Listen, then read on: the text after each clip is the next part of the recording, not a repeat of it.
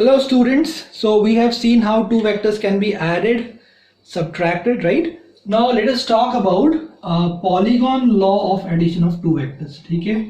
So polygon law of addition of vectors. So let us consider that if there are more than two vectors, ठीक है? For example, let us say this is a vector, this is A vector, this is B vector, and this is C vector. Okay, so we have to find out the sum of these three vectors. So there are three vectors A, B and C. Okay, so we have to find out what is A plus B plus C. What is the resultant of these three vectors? Okay, so what we can do is हम लोग क्या कर सकते हैं, जैसे ये A vector और B vector है, तो A वेक्टर और B वेक्टर का सम पहले फाइंड कर लेते हैं. तो A और B का सम क्या होगा? तो ट्रायंगल लॉ से आपको पता है ये पहले वाले का हेड है, दूसरे वाले का टेल ये है, तो रिजल्टेंट होगा from the tail of the first to the head of the second. ये तो ये हो गया A प्लस बी. ये क्या आ गया? A plus B. अब ये A प्लस बी है, इसको हम R1 कह देते हैं. क्या कहते हैं? R1. तो ये हो गया R1 प्लस सी. अब हमें R1 प्लस सी फाइंड करना है. तो ये R1 और ये C फिर से ट्रायंगल लॉ लगाएंगे, राइट? पहले वाले का हेड दूसरे वाले के टेल से कनेक्टेड है, तो रिजल्टेंट होगा पहले वाले के टेल से दूसरे वाले के हेड तक. तो ये हो जाएगा फाइनल रिजल्टेंट, यानी A प्लस बी प्लस सी. ठीक है, तो आपको समझ में आ गया होगा कि polygon law of addition of vector क्या है. अगर बहुत सारे वेक्टर्स इनको हमें ऐड करना है और वो वेक्टर्स अगर ऑर्डर में है, ऑर्डर का मतलब एक के पाछू एक, मतलब एक के पीछे एक. ठीक है, तो इन ऑर्डर मतलब एक के पीछे एक या एक के पाछू एक, एक पाछू एक पाछू एक पाछू. ठीक है, ये इसके पीछे, ये इसके पीछे, इसके पीछे, इस तरह से है, तो उसको इन ऑर्डर कहते हैं. तो डायरेक्टली जो आंसर होगा वो होगा from the tail of the first to the head of the second. From the tail of the first to the head of the second, ये डायरेक्टली हो जाएगा. तो ये हो जाएगा रिजल्टेंट. ठीक है, ओके. तो ये जो R1 प्लस सी है ये हो गया R. तो ये जो R है, राइट, अगर ये जो R वेक्टर है ये आ गया, ये इसका रिजल्टेंट है. ऑलराइट, ठीक है, समझ में आ गया. अगर इसी तरह से ऐसे कुछ 5 वेक्टर्स हो, जैसे कि एग्जांपल ले लो, जैसे कि मान लो कि यहाँ पे ये है पहला वेक्टर A, ये दूसरा वेक्टर B, ये तीसरा वेक्टर C और ये चौथा वेक्टर यहाँ तक ले लो इसको D, इस तरह से. तो यहाँ पे ये कंडीशन सेटिस्फाई हो रहा है, ये एक के पीछे एक के पीछे एक है. तो ये 4 वेक्टर का रिजल्टेंट कितना होगा, यानी A plus B plus C plus D, हमें इसका रिजल्टेंट फाइंड करना है. That's very simple, from the tail of the first to the head of the last. बस हमें ये जोड़ना है. This is the resultant. ठीक है, आप चाहो तो एक एक करके you can find out. जैसे कि A प्लस B का रिजल्टेंट ये होगा. ठीक है, ये फिर ये और इसका रिजल्टेंट क्या होगा, तो ये होगा. ओके, फिर ये और इसका रिजल्टेंट क्या होगा, तो ये होगा. इस तरह से. ठीक है, so from the tail of the first to the head of the last. This is called as polygon law of addition of vectors. मैंने 2 वेक्टर नहीं बोला, क्या बोला है? वेक्टर्स. अगर बहुत सारे वेक्टर्स हो तो.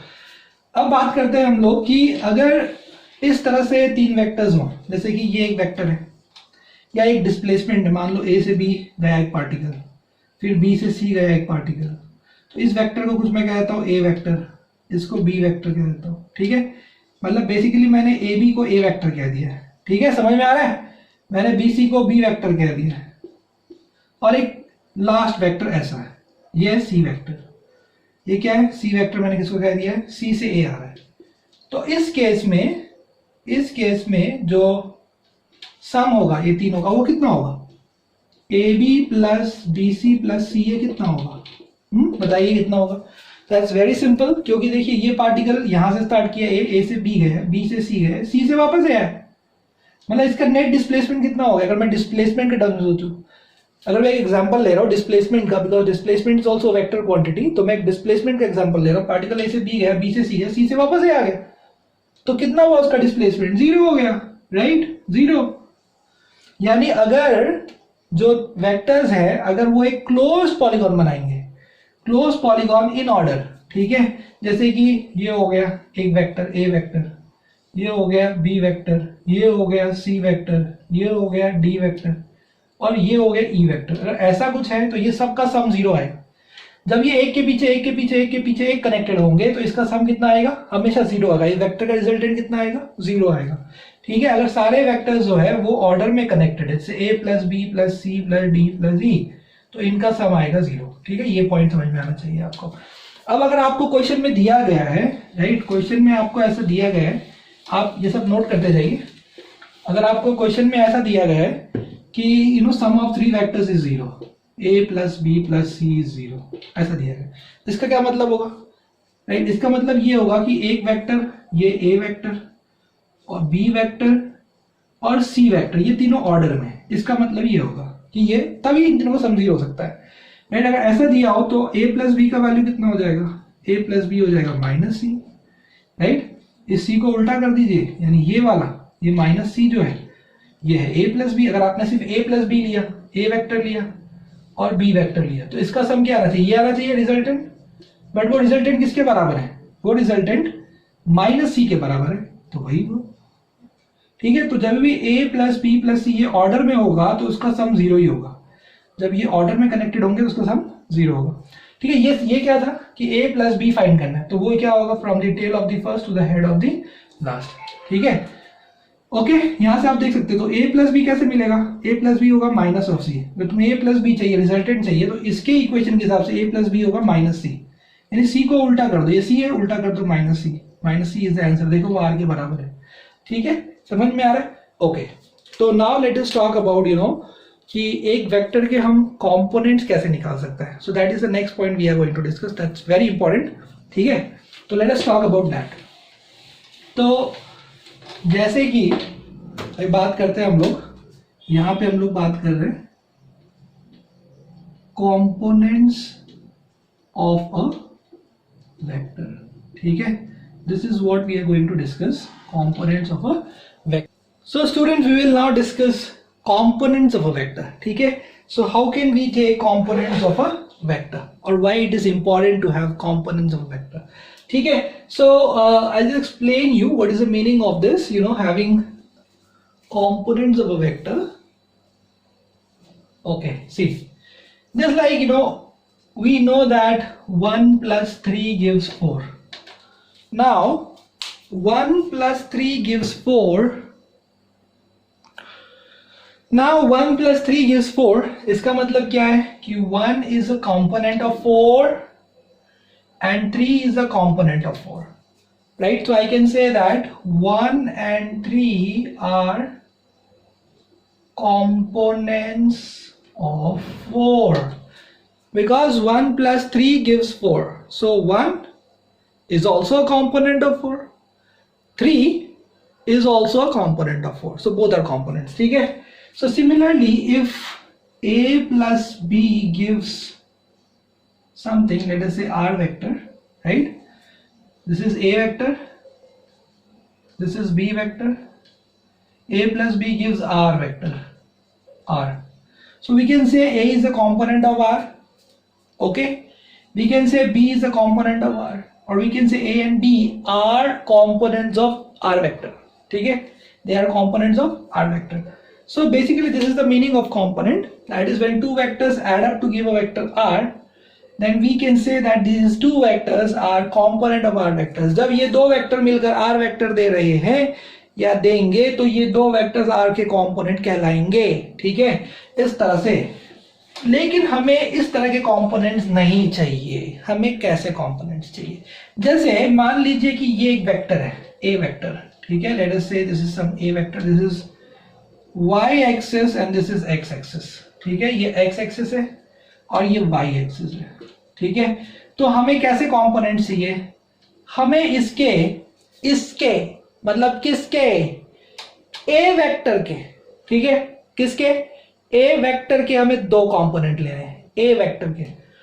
लेकिन हमें वो दो वेक्टर जो इसके कंपोनेंट बनाने हैं, वो कंपोनेंट्स एक तो चाहिए हमें x के अलावा, और एक कंपोनेंट चाहिए हमें y के अलावा। इस तरह से हमें इसके कंपोनेंट बनाने हैं। ठीक है, वेरी सिंपल। तो हमने x एक्सिस ले लिया, y एक्सिस ले लिया, ये ओरिजिन है, ये पॉइंट P है, P से एक परपेंडिकुलर डाला x एक्सिस पे, तो ये Q है, इसको कुछ थीटा मान लिया है। ठीक है, यहां से ये परपेंडिकुलर ड्रॉप किया है। ठीक है, we have dropped this perpendicular. Alright, समझ में आपको, फिर से समझिए, ये वेक्टर कौन सा दिया है, हमें दिया गया है वेक्टर वो है ए वेक्टर। हमें ए वेक्टर के कंपोनेंट्स फाइंड करने हैं, ठीक है, इस तरह से फाइंड करने ताकि एक कंपोनेंट एक्स के अलोंग हो और एक कंपोनेंट वाई के अलोंग हो, ठीक है, ओके। तो हम लोग क्या करेंगे, राइट, इसको हम लोग कहते हैं resolution of vector in 2 dimension, ठीक है। ये जो टॉपिक है जो हम लोग अभी डिस्कस कर रहे हैं, ये टॉपिक क्या है, ये टॉपिक है रिजोल्यूशन या कंपोनेंट्स ऑफ वेक्टर, ठीक है, एक ही बात है। या हम कहें इसको रिजोल्यूशन मतलब to break up a vector into components, to तोड़ देना उसको, ठीक है। या तो resolution of a vector in 2 dimension, resolution of a vector in 2 dimension. 2 dimension मतलब X axis and Y axis है तो 2 dimension, X axis Y axis Z axis है तो 3 डायमेंशन। 2 डायमेंशन का मतलब होता है एक plane, X axis Y axis, मतलब we are talking about a plane. लेकिन when we talk about x axis, y axis and z axis, ठीक है, we talk about a space। जैसे कि रूम, आप जिस रूम में बैठे हैं अभी, राइट, उस रूम में लेंथ है, ब्रेड्थ है, हाइट है, it's a complete space, it's a 3 dimensional space, right. तो पहले हम लोग सीखेंगे how to break a vector in 2 dimensions, उसके बाद हम लोग सीखेंगे how to break a vector in 3 dimensions, ठीक है। So are you ready guys? तो देखो यहाँ पे सबसे पहले स्टार्टिंग विद 2 डायमेंशन, तो ये रहा एक्स एक्सिस, ये रहा वाई एक्सिस, ये रहा हमारे सामने वेक्टर जिसको हमें तोड़ना है, ठीक है। तो आइए मिलके तोड़ते हैं, ठीक है। तो ये जो वेक्टर है ये ओपी वेक्टर, इसके हमें 2 कंपोनेंट लेने, एक कंपोनेंट लेना एक्स के अलोंग, एक कंपोनेंट लेना वाई के अलोंग, ठीक है। तो फिर चलो लेट अस स्टार्ट। ये एंगल दिया है थीटा, तो हम लोग देख सकते हैं यहाँ पे कि अगर मैं ओ क्यू पी में ट्रायंगल लॉ लगाऊं, ओ क्यू पी में, ठीक है, तो मैं कह सकता हूं कि इन ट्रायंगल OPQ में मैं देख सकता हूं कि OQ vector plus QP vector will give me OP vector. तो जो OP वेक्टर है वो मुझे मिलेगा इस और इसके सम से, यानी वो मुझे मिलेगा OQ vector plus QP vector, OQ QP इन दोनों सम ये देगा, triangle of addition of 2 vectors. तो ये मुझे मिलेगा OQ vector plus QP vector, ठीक है। So this is OP vector, resultant vector. अब यहां पे जो OP वेक्टर है, राइट, OP वेक्टर क्या है, A वेक्टर, तो OP वेक्टर को मैंने कह दिया A वेक्टर, और OQ वेक्टर x के अलोंग है, तो मैं इसको कह दूंगा AX, यानी this is the x component of A। तो ये जो वेक्टर इक्वेशन आप देख रहे हैं, इससे समझ में आ रहा है कि OQ is a component of OP vector, QP is a component of OP vector. जैसे मैंने आपको समझाया, resultant vector is equal to A plus B. तो resultant vector is equal to A plus B का मतलब क्या है? इसका मतलब ये है कि A vector is a component of R vector, B vector is a component of R vector. तो वैसे ही इस इक्वेशन में जब हम लिखते हैं OP vector is equal to OQ vector plus QP vector, इसका मतलब क्या है? इसका मतलब ये है कि OQ is a vector of OP, sorry component of OP, QP is a component of OP, ये दोनों इसके कंपोनेंट है, ठीक है। लेकिन ये कंपोनेंट x के अलोंग है, ये कंपोनेंट y के अलोंग है, इसलिए मैं इस कंपोनेंट को AX कह दूंगा। कंपोनेंट किसका है? कंपोनेंट तो A का है ना, और किसके अलोंग है? x के अलोंग है, तो मैं इसे AX कह दूंगा। तो ये हो गया AX, और इसको मैं कह दूंगा AY। ऐसा क्यों? क्योंकि ये A का कंपोनेंट है और ये y के अलोंग है, इसलिए मैं इसको बोल दिया AY। तो ये हो गया इस तरह से AX vector plus AY vector. तो resolution of vector in 2 dimension हमने कर दिया, ठीक है। यहां तक समझ में आया आप लोगों को? आगे की बात सुनिए। आगे की बात ऐसी है कि अब हम लोग एज्यूम करेंगे कि लेट आई कैप याद है, कैप किसके लिए यूज करते हैं? यूनिट वेक्टर के लिए। कैप किसके लिए यूज करते हैं? यूनिट वेक्टर के लिए। तो let i cap and j cap be 2 unit vectors, B2 unit vectors, इनको यूनिट वेक्टर्स मान लिया। यूनिट वेक्टर्स क्या देते हैं? याद करके क्या देते हैं? मैंने आपको बताया, यूनिट वेक्टर्स डायरेक्शन देते हैं। यूनिट वेक्टर डायरेक्शन देते हैं, यूनिट वेक्टर गिव्स डायरेक्शंस। तो let i cap and j cap be 2 unit vectors, तो डायरेक्शन बताना पड़ेगा, तो हम बोलेंगे along x axis and Y axis respectively. तो हमने ऐसा मान लिया कि एक्स एक्सिस का जो डायरेक्शन है उस डायरेक्शन को बताने वाला यूनिट वेक्टर आई कैप, वाई एक्सिस के अलोंग जो डायरेक्शन है उसको बताने वाला वेक्टर यूनिट वेक्टर जे कैप, ठीक है, जे कैप। समझ में आया? ठीक है, याद है सबको, समझ में आया? तो जो ए एक्स वेक्टर है, ए एक्स वेक्टर को हम क्या लिख सकते हैं? कोई भी वेक्टर होता है मैग्नीट्यूड इनटू डायरेक्शन। कोई भी वेक्टर क्या होता है, ये बताया था आपको, राइट? यूनिट वेक्टर पढ़ाते वक्त कोई भी वेक्टर क्या होता है, उसका मैग्नीट्यूड इनटू उसका डायरेक्शन होता है, राइट? याद आ रहा है, याद आ रहा है, याद आ रहा है। तो जो मैग्नीट्यूड है वो हो गया ए एक्स, जो डायरेक्शन है वो है आई कैप, क्योंकि ये वेक्टर एक्स एक्सिस के अलोंग है और एक्स एक्सिस के अलोंग का यूनिट वेक्टर हमने क्या लिया है? हमने लिया आई कैप। सब लोग ध्यान से देखो, ठीक है? तो ये हो जाएगा ए एक्स आई कैप, तो ये हो गया ए एक्स वेक्टर। हाँ, दोनों एक ही है, ए एक्स वेक्टर और ए एक्स आई कैप दोनों एक ही है, ठीक है? ए एक्स वेक्टर का मैग्नीट्यूड ए एक्स है, ए एक्स वेक्टर का डायरेक्शन आई कैप है, तो A X vector is same as A X I cap. समझ में आ रहा है? ठीक है। तो वैसे ही ए वाई वेक्टर क्या होगा? तो ए वाई वेक्टर हो जाएगा उसका मॉड यानी ए वाई और उसका डायरेक्शन यानी एज है, तो ये हो गया ए वाई वेक्टर। समझ में आप लोगों को? ठीक है। तो हम लोग क्या करेंगे, हम लोग इसको रिप्लेस कर देंगे, ठीक है? आप इतना लिख लीजिए, यहाँ वीडियो पॉज करिए, इतना लिख लीजिए, मैं आपको आगे का पढ़ा रहा हूँ, ठीक है? ओके, तो ये दोनों मिल गए हम लोगों को। अब हम क्या करेंगे, अब हम इसको हटा देंगे, राइट, इस पूरे को, और ए एक्स की जगह वो डाल देंगे, ए वाई की जगह ये डाल देंगे, ठीक है? तो इसको यहाँ से हटा देते हैं, ठीक है? Let us remove this part. देखिए, तो ये यहाँ पर डाल देते हैं, तो ये हो जाएगा A vector is equal to A X की जगह हम डाल देंगे, क्या डाल देंगे? ए एक्स आई कैप, और ए वाई वेक्टर की जगह हम डाल देंगे ए वाई जे कैप, ठीक है? तो ये हमने एक्सप्रेस कर दिया ए वेक्टर को। समझ में आप लोगों को? ठीक है। तो ये इस तरह से रहेगा, राइट? मान लीजिए कि आपको किसी क्वेश्चन में दिया गया है कि you know a vector is equal to 2i cap plus 3j cap. अब ऐसा दिया रहेगा क्वेश्चन में, right? 2i cap plus 3j cap. इसका मतलब क्या होगा? जैसे इसका मतलब क्या है कि ये दोनों इसके कॉम्पोनेंट्स हैं, ये दोनों इसके क्या है? कॉम्पोनेंट्स हैं, जिसमें कि ये कंपोनेंट x के अलोंग है और ये कंपोनेंट y के अलोंग है। इसका मतलब ये, ठीक है? इसका मतलब क्या है की ए वेक्टर के दो कॉम्पोनेंट्स हैं, ए वेक्टरचा दोन कॉम्पोनेंट्स आहे आणि एक कॉम्पोनेंट आहे x कडे आणि दूसरा कॉम्पोनेंट आहे y कडे, ठीक है? हे दोघे ए वेक्टरचे कॉम्पोनेंट्स आहे, ठीक है? तो वैसे ही यहाँ पे A vector is 2i cap plus 3j cap. इसका मतलब क्या है? इसका मतलब ये कि ये दोनों ए के कॉम्पोनेंट्स हैं, ठीक है? ये कंपोनेंट x एक्सिस के अलोंग है और ये कंपोनेंट y एक्सिस के अलोंग है, ठीक है? तो आप कंपेयर कर सकते हो, इसको कंपेयर करो तो आपको मालूम पड़ेगा, अच्छा x कंपोनेंट 2 है, ओ, और y कंपोनेंट 3 है। समझ में आ रहा है? ठीक है, इस तरह से। ओके, तो आई होप आपने ये सब लिख लिया होगा, ठीक है? ओके, तो इस तरह से तो आपको बोला जाएगा कि चलो इसको ड्रॉ करो, यू नो, इसको ड्रॉ करो। आप लोग बहुत सिंपल है। सबसे पहले आप कोऑर्डिनेट एक्सिस बनाओ, x एक्सिस के अलोंग 1 और 2 ले लो, y के अलोंग 1, 2 और 3 ले लो। बस आप बोलोगे सर ये रहा, ये बन गया वेक्टर, ये रहा वो ए वेक्टर। हम बोलेंगे वेरी गुड, लाओ कंसेप्ट समझ में आ गया, ठीक है? तो आपको ये बात समझ में आ गई। अब हम लोग बात करते हैं थीटा के बारे में और इसके मैग्नीट्यूड के बारे में, ठीक है? ऑलराइट, तो मैं यहाँ से ये वाला पोर्शन रब कर देता हूँ। ओके, आपने लिख लिया होगा, राइट? For sure. ओके, अब बात करते हैं, अब ये जो ट्रायंगल है, क्या ये राइट एंगल ट्रायंगल है? Is it a right angle triangle?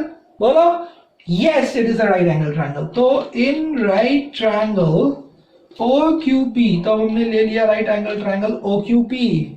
Pythagoras theorem से हम क्या कह सकते हैं? पाइथागोरस थ्योरम से हम कह सकते हैं कि OQ square plus QP square is equal to OP square. So OP square is equal to OQ square plus QP square. This is equal to, this का स्क्वायर इज इक्वल टू, यानी OP का square is equal to OQ square plus QP square. ना OP square मतलब A square, right? इसका magnitude कितना है? इसका magnitude बोले तो A, इसका मैग्नीट्यूड बोले तो A। तो ये रहा A, तो A का स्क्वायर। अब ये OQ है, OQ, तो इसका मॉड कितना होगा? OQ का मॉड मतलब AX, तो आप लिखोगे AX का स्क्वायर। वैसे QP का मॉड बोले तो AY, राइट? AY का मॉड बोले तो AY, यानी AY का स्क्वायर।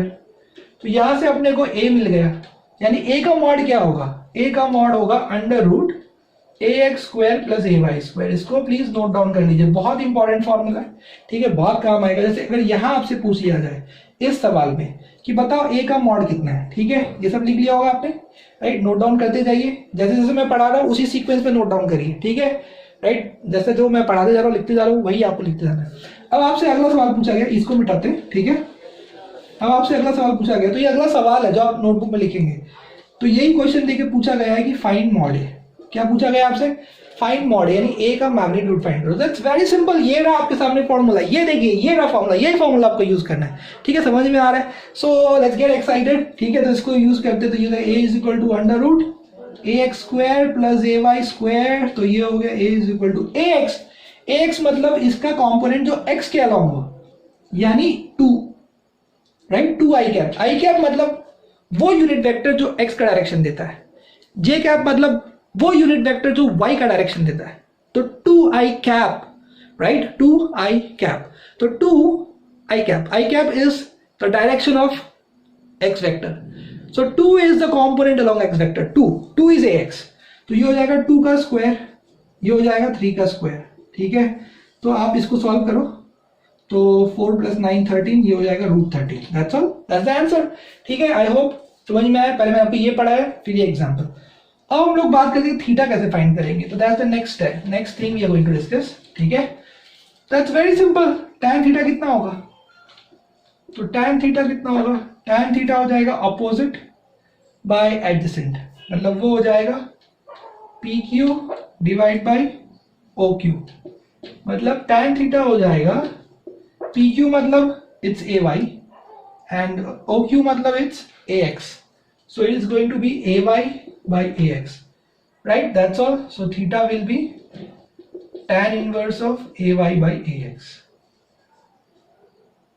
ओके। अब आपसे यही सवाल यहां पूछा जा रहा है कि फाइंड थीटा, कि थीटा फाइंड करो जी, हाँ सुनो जी, थीटा फाइंड करो जी, तो थीटा फाइंड करो ना, ठीक है, ये बोला गया। तो थीटा कैसे फाइंड करोगे, that's very simple, tan inverse of AY by AX, AY by AX, मतलब ये वेक्टर कितना एंगल बना रहा है एक्स एक्सिस के साथ, ये वेक्टर एक्स एक्सिस से कितना एंगल बना रहा है वो हमको फाइंड करना है, दैट्स वेरी सिंपल, ठीक है। डाल दो यहाँ पे वैल्यूज, तो theta is equal to tan inverse of AY डाल दो, AY इज 3, हाँ गलती मत कर देना, गलती मत कर देना, AY को 2 मत ले लेना मेरे भाई, ये 2 मतलब AX और 3 है AY, तो ये हो जाएगा 3/2, दैट्स ऑल, खत्म, that's theta. So we have discussed some basic concepts about resolution of vector in 2 dimension, ठीक है। So we will take some examples on this and then we will discuss resolution of vector in 3 dimensions, all right।